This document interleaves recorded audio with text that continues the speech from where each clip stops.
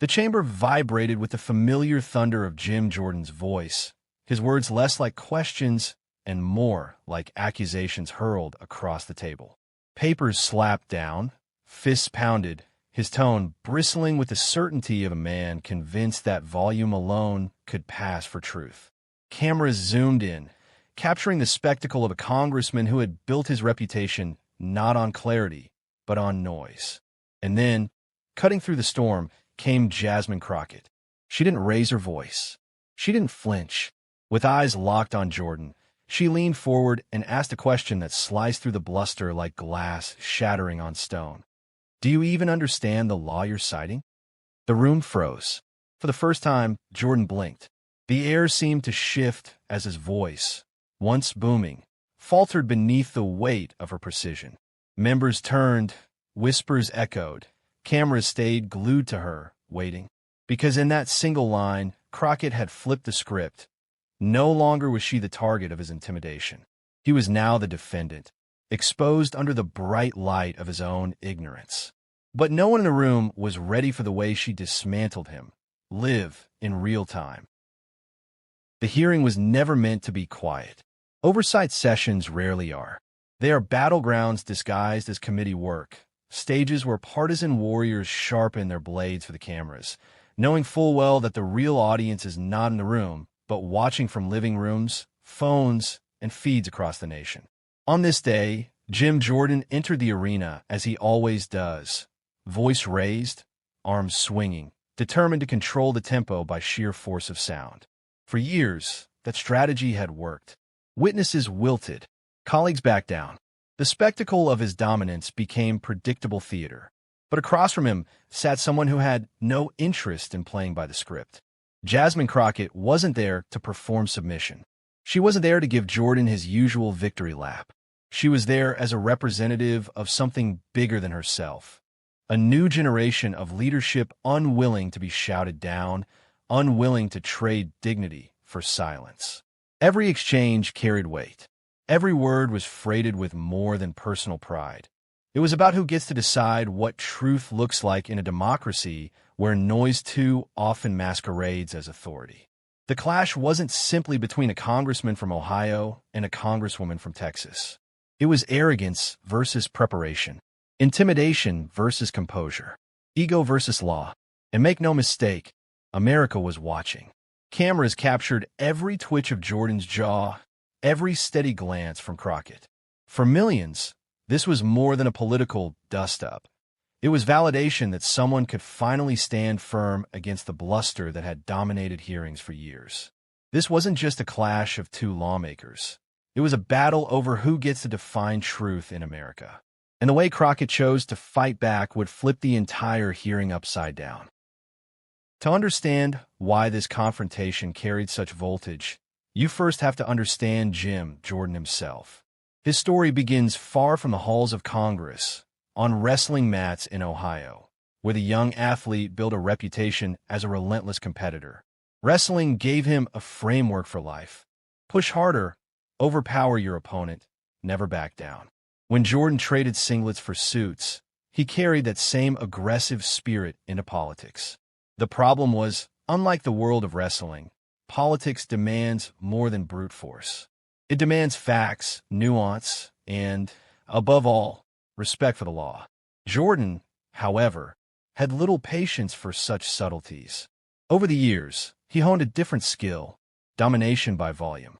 In committee hearings, he became notorious for his booming voice, his interruptions, his refusal to let witnesses finish. To his supporters, this was firebrand passion. To his critics, it was bullying dressed up as patriotism. Again and again, he used the same tactic: create chaos, drown out dissent, and declare victory before the truth had a chance to surface. It was a style that seemed tailor-made for a media environment addicted to conflict. Clips of Jordan shouting over decorated officials and seasoned attorneys went viral, not because he revealed insight, but because he created spectacle. He didn't need to be right. He only needed to be loud enough that the other side looked weak by comparison. In a world where perception often trumps reality, Jordan thrived. But beneath the surface of his political brand was a glaring contradiction.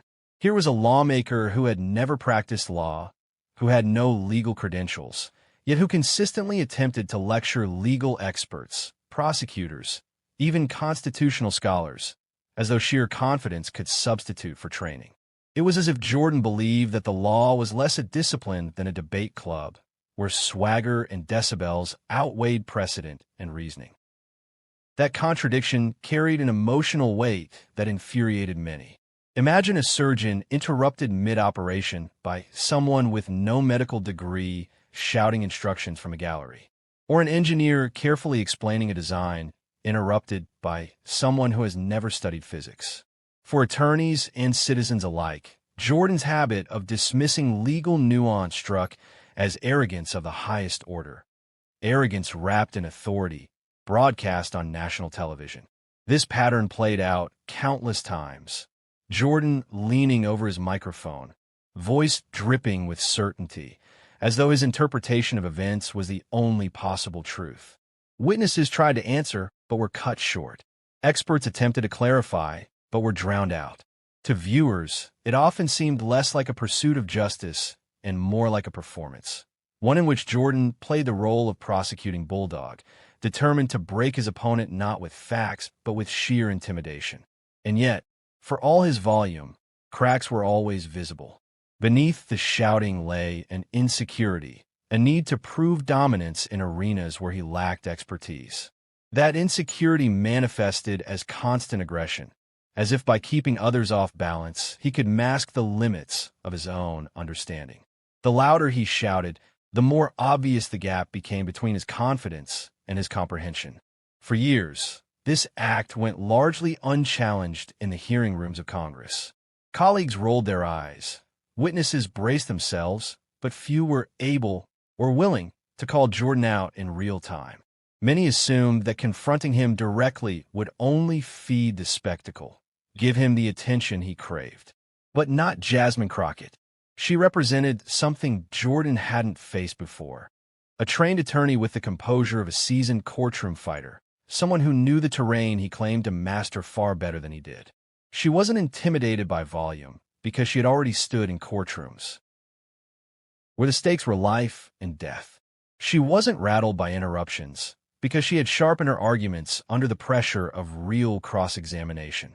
And most importantly, she wasn't willing to let arrogance masquerade as authority.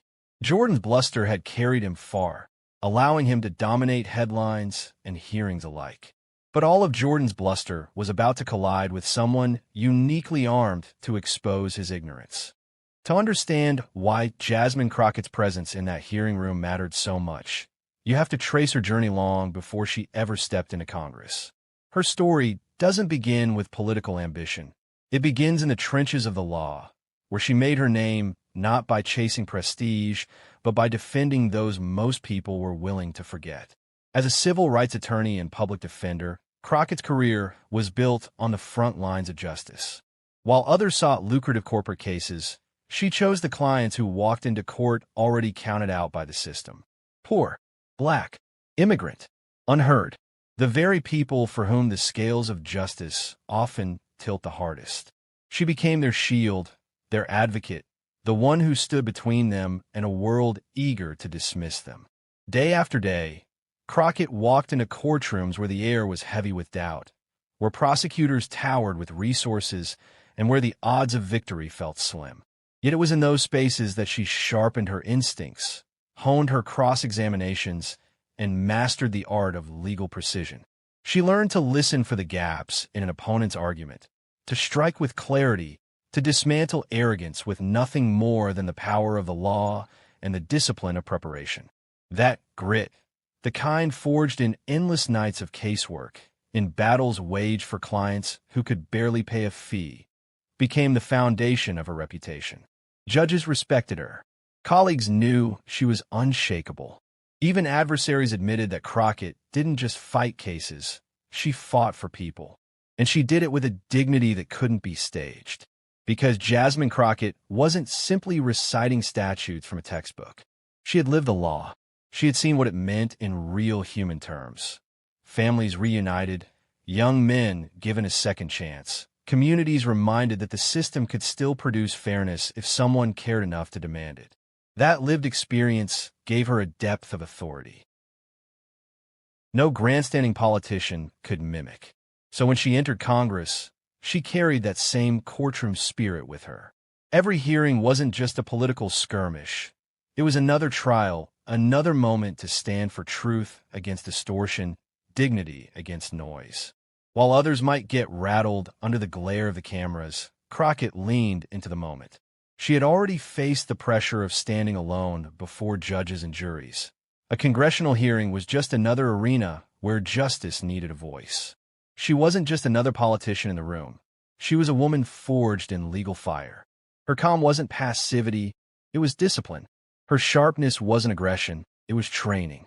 And her authority didn't come from the title of Congresswoman, but from years of defending people whose lives depended on her mastery of the law. That is what Jim Jordan failed to see when he squared off with her. To him, it was just another chance to bulldoze an opponent with noise and spectacle. To her, it was familiar terrain, the kind of confrontation she had faced 100 times before, where arrogance assumed it could overpower truth. And when Jordan tried to bulldoze her, he unknowingly stepped into her arena, the law itself. The hearing reached a fever pitch. Jim Jordan, leaning forward in his chair, microphone practically swallowing his voice, pressed his accusations with the force of a man who believed sheer persistence could create truth. His words tumbled out rapid fire, each sentence overlapping the next, a deliberate attempt to control the tempo. He interrupted staff, he cut off colleagues, and when Jasmine Crockett began to speak, he lunged with his voice once again, determined to keep her on the defensive. But Crockett didn't flinch. She held her ground, her gaze steady, her posture unshaken. Each time Jordan tried to bulldoze her with interruption, she paused, not out of hesitation, but out of calculation. She let his words echo and hang in the air, exposing their emptiness. Where others might have stumbled to answer under the weight of his aggression, she allowed silence to work in her favor, turning his outbursts into theater with no plot. The room began to notice. Lawmakers shifted in their seats. Reporters scribbled notes more furiously. Cameras zoomed in tighter. Jordan's voice grew louder, more frantic, his interruptions increasingly desperate, as though volume alone could mask the fragility of his claims. And still, Crockett waited, eyes locked, expression calm, like a litigator measuring the exact second to strike. It was a rare moment when time seemed to slow inside a congressional chamber. Every spectator sensed that something was building, that this clash was no longer ordinary partisan noise. It was personal, yes, but it was also symbolic. The loudest voice in the room crashing against the most unshakable presence. The tension reached its breaking point. Jordan raised his voice yet again, attempting to shout her down, only to find Crockett unmoved, her hand poised above her microphone, her lips parting slowly with the precision of someone ready to end a charade. The room leaned forward, sensing a collision no one could stop. And then Crockett spoke. Her tone wasn't raised, it wasn't frantic. It was measured, deliberate, the voice of someone who knew she didn't need to shout to be heard. She began with the simplest strike, a surgical precision that sliced through Jordan's bluster. Congressman, the statute you keep referencing doesn't say what you claim it does. In fact, if you'd taken the time to actually read it, you'd know it applies to a completely different jurisdiction. A hush fell across the room. Jordan froze for just a beat, his momentum interrupted. He leaned forward, preparing to bark again, but Crockett continued, calm, unstoppable. You keep trying to lecture me on the law, she said, eyes never leaving his. But unlike you, I've actually stood in courtrooms where the law wasn't a talking point. It was life or death. I've defended people when their freedom hung in the balance. And let me tell you, in those moments, bluster doesn't save you. Precision does. Staffers' pens scratched furiously on paper. Reporters glanced up from their laptops, startled at the shift in energy. Even Jordan's allies shifted uncomfortably, realizing the dynamic had flipped. Jordan attempted to cut her off. That's not. But Crockett's hand raised slightly, her voice steady. No, sir. You've spoken over me long enough. The American people deserve clarity, not confusion. And the truth is, your interpretation is wrong. Flatly, legally wrong. The silence that followed was deafening. For once, Jordan had no immediate retort. His mouth opened, closed, then opened again, the rhythm of a man and used to being challenged with substance rather than sound. Crockett let the moment breathe, her words lingering in the air like a gavel's echo. Then she twisted the knife, not with malice, but with undeniable logic. It's interesting, she continued, that someone with no legal training feels comfortable lecturing those of us who have actually practiced law. It's almost as if the louder you speak, the more you hope no one notices the gaps in your argument. But Congressman, today those gaps are glaring. Gasps rippled through the chamber. Jordan shifted in his chair, red rising to his face. He tried again to interject. That's ridiculous, you. But his words stumbled, his cadence broken. His authority was slipping, not because Crockett shouted him down, but because she didn't need to. She had replaced his noise with clarity, his arrogance with fact. Crockett leaned back slightly, letting her composure deliver the finishing blow. This body deserves seriousness. The American people deserve seriousness. And if you cannot ground your arguments in law, then what exactly are you offering except more noise? The cameras caught everything. The sharpness in her delivery, the stunned stillness on Jordan's face. Clips were already destined for the internet before the hearing even adjourned. Staffers shifted, exchanging knowing glances. Some suppressed smiles. Others just stared, wide-eyed, as if they had just witnessed a heavyweight fight turn in a single punch. Jordan muttered, tried to recover, stumbled through half-formed phrases, but the power was gone. The room no longer belonged to him. It belonged to Crockett, the attorney, the advocate, the woman who had transformed his stage into her courtroom. For years, Jordan had played the role of aggressor, confident that his voice would always drown out his opponents. But in that moment, he was the one on defense, struggling for footing while Crockett dismantled him piece by piece. And as she finished, the weight of her words hung in the air, undeniable and unshakable. There was no need for shouting, no need for theatrics, just truth, spoken with the authority of someone who had earned it. The chamber sat in stunned silence, the echoes of her takedown reverberating far beyond the four walls of that hearing. And outside that hearing room, the reaction would be seismic. The moment Crockett's words cut through Jordan's noise, the ripple began. Within minutes, Twitter, now X, was ablaze. Hashtags like hashtag Crockett crushes Jordan and hashtag legal ignorance exposed surged into the trending column. Clips of the exchange spread like wildfire, each one replaying the instant Jordan faltered under the weight of Crockett's precision. Millions of viewers, some who had never watched a congressional hearing before, suddenly had the moment on their feeds, packaged as a cinematic showdown. On TikTok, creators wasted no time. One clip, set to dramatic orchestral music, showed Jordan yelling, followed by Crockett's calm delivery. Do you even understand the law you're citing? The video hit 1 million views in hours. Another edit slowed the footage, zooming in on Jordan's stunned expression as Crockett dismantled his argument. Comment sections overflowed. This is what leadership looks like. Jordan got humbled live. Protect Jasmine Crockett at all costs. YouTube Shorts amplified the drama further. Side-by-side reactions went viral. Progressive commentators cheering, lawyers nodding in approval, even comedians dubbing the moment the roast of the year. Memes poured in. Jordan pictured as a malfunctioning microphone, captions reading volume doesn't equal knowledge. Others framed Crockett as a superhero, cape flowing, silencing chaos with a single line of truth. But the reaction wasn't limited to social media's fast-moving feeds. Journalists quickly published analysis pieces. Crockett schools Jordan on legal reality. Congresswoman delivers mic drop heard around Washington.